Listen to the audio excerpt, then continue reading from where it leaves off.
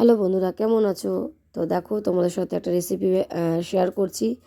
তো ঘরে ছিল অনেক বাসি ভাত, তো ভাতটাকে খাবো, কি দিয়ে খাবো? তো ওই ভেবে ভেবে ঘরে যা ছিল সেটা দিয়েই করেছি, ওটাই তোমাদের সাথে শেয়ার করলাম।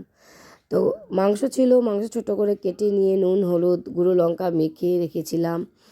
তারপর ডুমো ডুমো করে আলু কেটে নিয়েছি। তো তারপর হালকা 3টে জিনিস ভেজে নিয়েছি, ডিম, মাংস আর আলু।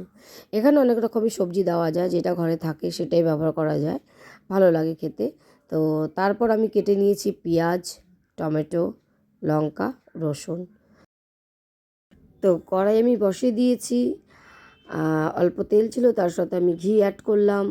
আর গরম হওয়ার অবধি একটু রেখে দিয়ে দিলাম গোটা গরম মশলা। তো গোটা গরম মশলা আমি দারচিনি ব্যবহার করেছি, এখানে কিন্তু গোটা গরম মশলা সবই ব্যবহার করা যায়।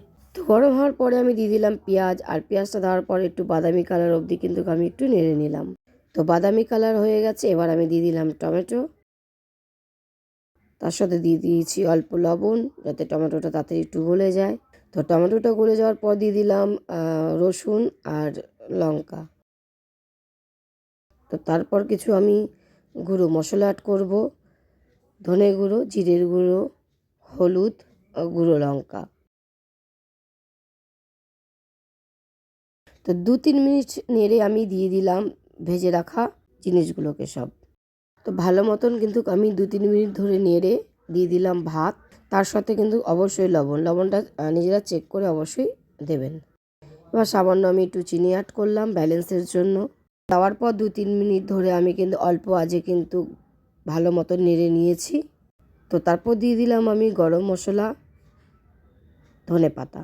তো দেওয়ার পর আমিও 2-3 মিনিট আবার নেড়ে নেব।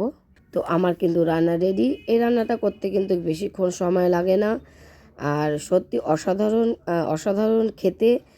আমিও একটু খেলাম, খেয়ে বলছি যে সত্যি অসাধারণ হয়েছে। আমরা রেস্টুরেন্টে খাই, তো এরকমই একটু বাড়িতে রান্না করে দেখাই যায় যে কীরকম লাগে। তো অসাধারণ, সত্যি বলছি বন্ধুরা, অবশ্যই বাড়িতে ট্রাই করবে, বানাবে। আর এই পর্যন্ত, টাটা বাই বাই, সবাই ভালো থাকবেন।